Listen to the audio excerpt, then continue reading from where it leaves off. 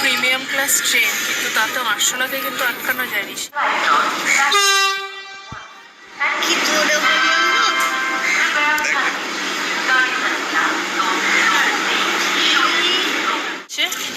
French fry, এটা বন্দে ভারতের না, এটা আমাদের special edition, kid special edition. আর এদিকে অ্যাডাল্ট স্পেশাল এডিশন হচ্ছে সামোসা। এগুলো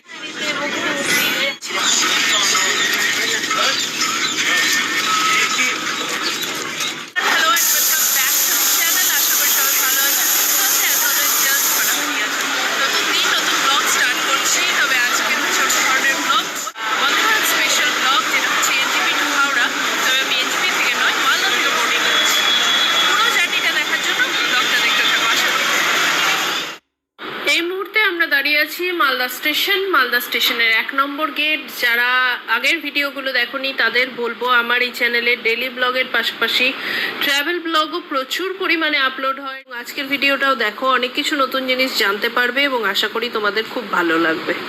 এখন 5:25 মালদা স্টেশনে দাঁড়িয়ে আছি, 1 নম্বর প্ল্যাটফর্ম। এখানেই দেবে, টাইম আছে। হোমওয়ার্ক লেগে গেছিলো, কিছুই না, কালকে উল্টো রথ, কিন্তু আজকেই রথগুলো বেরিয়ে গেছে, তাই জন্য মাঝখানে ভেবেছিলাম গেল, কিন্তু ঠিক আছে। আমাদের বন্দে ভারত আসছে, বন্দে ভারতের এই যে খাবার রেডি হচ্ছে, মালদা থেকে উঠবে।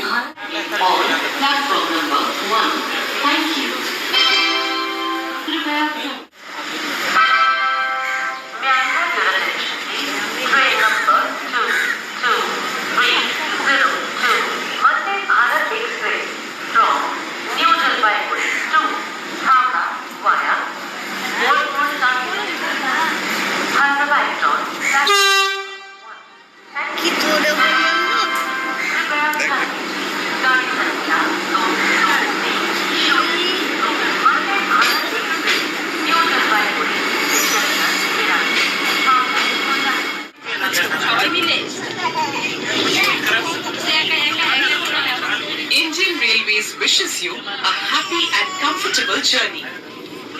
করেছি আমরা আমাদের একসাথে ফার্স্ট বন্দে ভারত, এবং এই যে চেয়ার কার আমরা নিয়েছি আমাদের জন্য না, ইকোনমিক মানে যেটা এক্সিকিউটিভ চেয়ার কার, ওটা আমাদের জন্য একটু মানে কি বলবো, খুব মানে অসুবিধাজনক। 2x2 থাকে তো, আমরা তো 3 জন, ওই জন্য ওটা একজনকে তাহলে আলাদা বসতে হবে। এটা আমাদের জন্য ঠিক। আর প্রথম মানে এটা এনজিপি টু হাওড়া বন্দে ভারত, আমরা মালদা থেকে বোর্ড করলাম, আমার জায়গা মালদা, ওই জন্য আমার আরো ভালো লাগছে। আর এই যে সব থেকে এক্সাইটেড হচ্ছে নিনি, কেমন লাগছে তোমার? ভালো লাগছে। রাহুল বাবু, আপনার কেমন লাগছে? সত্যি ভালো লাগছে। আমরা তো আমাদের টুকটাক খাবার দাবার নিয়ে উঠেছি, এখান থেকেও তো দেখে। তো চলো, আর কি দেখাবো, বন্দে ভারতের সবকিছু ভিডিও দেখে দেখে সবাই পাগল হয়ে গেছে, তবুও একটা ছোট্ট ট্যুর আমি দিচ্ছি। আমরা এসে বসলাম, এরপর দিচ্ছি। জয় বন্দে ভারত জয়। এই যে ফুড রেস্ট, সবাই জানো, এই যে পেছনে একটা জিনিস রাখা, এখানে ট্রেটা আছে, ফুড ট্রে, যেটা এরকম ভাবে চলে আসবে, সমস্ত কিছুই জানা। ওপরে লাইট আছে, দেখা ঘড়ির কাঁটায় ডট 5:50 বিকেলবেলা আমাদের ট্রেন মালদা টাউন ছেড়ে ফেল দিল। তো একদম টাইমেই চলে, আর এখানে বলে 5:45 মতো ঢুকবে বা 5:50 ঢুকবে, কিন্তু এই ট্রেনটা কিন্তু অনেকটা আগেই মালদা স্টেশনে ঢুকে পড়ে, কারণ এখান থেকে এদের ডিনারগুলো সব কিছু কিন্তু তোলা হয়। ডিনার বলো, স্ন্যাক্স বলো, সব এখান থেকেই তুললো, যার জন্য কিন্তু এখানে বেশ অনেকক্ষণই দাঁড়ায়। আর কথা বলতে বলতে আমাদের জল আর স্ন্যাক্স দিয়ে গেছে। এটা কি দিয়েছে? একটা কি, এটা ভাজি, চিড়া ভাজি। এটা ওই চিটকা চিটবাদাম টাইপের কিছু একটা। ও, এটা মিক্স, প্রিমিক্স চাই। এটা এটা এটা শনপাপড়ি, ড্রাই ফ্রুট, একটা স্যানিটাইজার, কেচাপ, আর এখানেই আসল জিনিসটা কচুরি, খাস্তা কচুরি। যদিও আমরা মালদা থেকে যে সিঙ্গারা এনেছি, আমার ছেলের ফ্রেঞ্চ ফ্রাইটা এনেছি।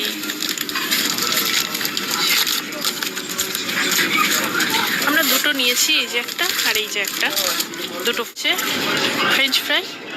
এটা বন্দে ভারতের না, এটা আমাদের special edition, kid special edition. আর এদিকে অ্যাডাল্ট স্পেশাল এডিশন হচ্ছে সামোসা। এগুলো কি বন্দে ভারত দিয়েছে? এগুলো বন্দে ভারত দিয়েছে? এগুলো দেয়নি, কিন্তু এই অ্যাডিশন যেটা বললে না, হ্যাঁ একবার ভেবে দেখতে পারে। হ্যাঁ। রেলওয়ে মিনিস্ট্রিকে রিকোয়েস্ট থাকলো, হ্যাঁ বাচ্চাদের জন্য কিন্তু ভালো অপশন। আচ্ছা, কেমন কেমন আপনার কেমন লাগছে? এই সমস্ত ভাজাভুজি স্ন্যাক্স কিন্তু খুব বিখ্যাত। চপটা বেশি বিখ্যাত, কিন্তু চপটা খাওয়ার টাইম পেলাম না, তাই সিঙ্গারা কিনে এনেছিলাম।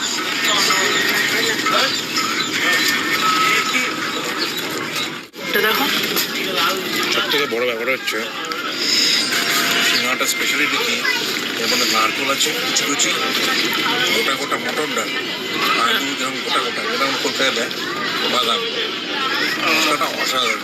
এটা কলকাতা একবার ট্রাই করে দেখতে পারে, কোনো মিষ্টি দেবে এরকম স্টাইল, মালদা স্পেশাল।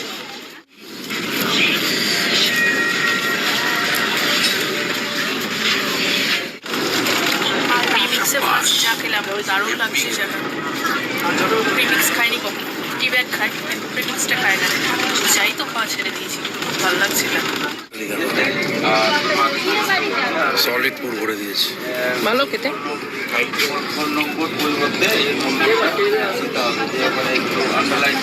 কোনো কথা হবে না। স্ন্যাক্স খেতে খেতে আর কথা বলতে বলতে এই যে আমরা ফারাক্কা ব্যারেজ পৌঁছে গেছি আমার যাওয়ার সময়। আচ্ছা, ইন কেস যারা আমার ভিডিওটা আজকে এই ভিডিওটাই প্রথম দেখছো, তাদের বলি আমরা মালদা গেছিলাম একটা কাজে। তো মালদা যাওয়ার সময়, মালদা যাওয়ার ব্লগ, মালদায় আমার সারাদিনের ঘোরাঘুরি, মালদায় আমাদের পুরনো বাড়ি, সব কিছু নিয়ে দুর্দান্ত একটা ব্লগ জাস্ট আগের দিনই পোস্ট করেছি। তো রিকোয়েস্ট থাকবে প্লিজ প্লিজ সেটা দেখো, আশা করি ভালো লাগবে। ট্রেন জাস্ট ফরাক্কা জংশন পার হলো, 8:15 দেখাচ্ছে রাইট টাইম বোলপুর শান্তিনিকেতন অ্যারাইভিংয়ে। তারপর হয়তো ডিনারটা সার্ভ করবে, যদিও আর একটু পরে হলেই ভালো হয়, কিন্তু ওই 10:30টায় ওখানে অ্যারাইভিং তো হাওড়ায়, তাই দিয়ে দেয়। এই তিনটেই আছে, মালদার পর বোলপুর, তারপরেই ডাইরেক্ট হচ্ছে হাওড়া। এই তিনটে স্টেশনই পরপর। চলো এখন বসি, একটু রেস্ট, আসুন বলবো।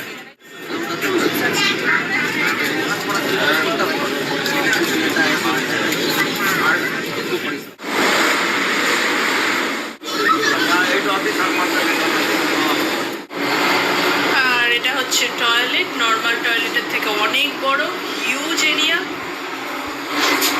হ্যান্ড সোপ, হ্যান্ড ড্রায়ার, সমস্ত কিছু এখানে। বাচ্চা থাকলে এই যে যদি বেবি ক্যারি করো, বেবি সিট এখানে আছে, যাতে সিট করিয়ে তোমরা ডাইপার চেঞ্জ করতে পারো, এরকম ব্যবস্থাও আছে। সমস্ত কিছু সব থেকে খুব এসেন্সিয়াল, এরকম একটা হ্যান্ডেল, সাপোর্ট হ্যান্ডেল, সমস্ত কিছু, জেট স্প্রে, সমস্ত।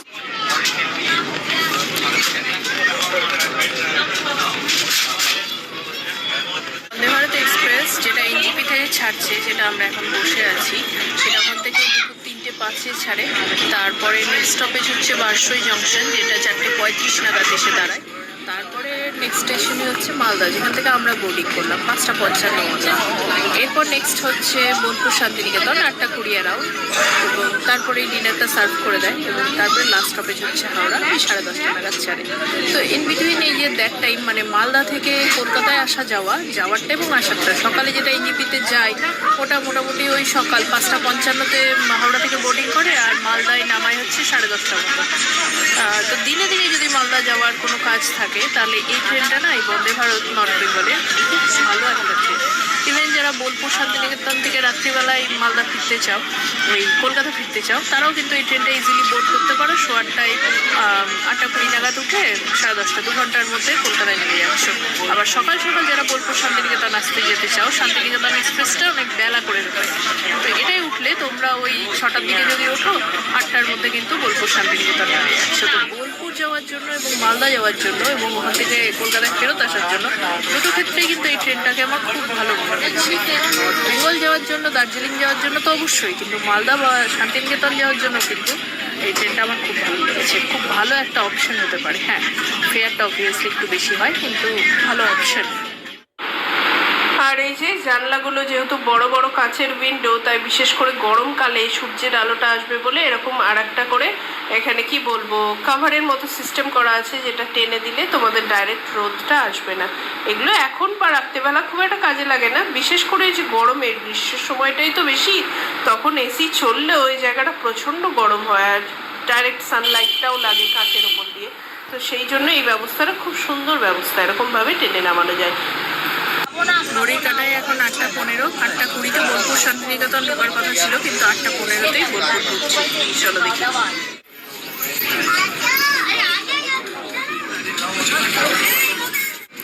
আমাদের দুটোই ননভেজ নেওয়া হয়েছে, আর আমার ছেলেটা নো ফুড অপশন। এই দুটো, এই যে ভাত, এখানে ডাল, চিকেন কারি, একটা ভাজা দিয়েছে, রুটি, হ্যান্ড স্যানিটাইজার, ম্যাঙ্গো পিকল, দই। এত তাড়াতাড়ি খিদে পায় না, কিন্তু খাবারগুলো গরম দিয়েছি তো ঠান্ডা হয়ে যাবে।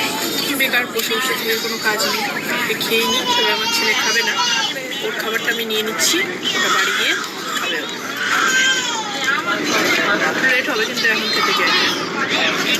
ভাত তো আমি খাবো না, ওটা রাহুল নিয়ে নিচ্ছি, রুটি দিয়ে বাকিগুলো খাবারের টেস্ট প্রতিটা খুব ভালো। আলাদা আলাদা করে বলছি না, ভাজাটা দিয়েছে, ডাল, চিকেন, সব সুন্দর।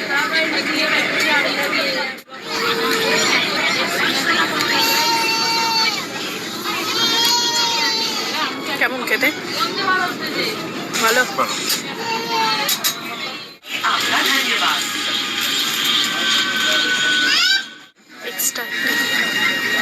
Thank you.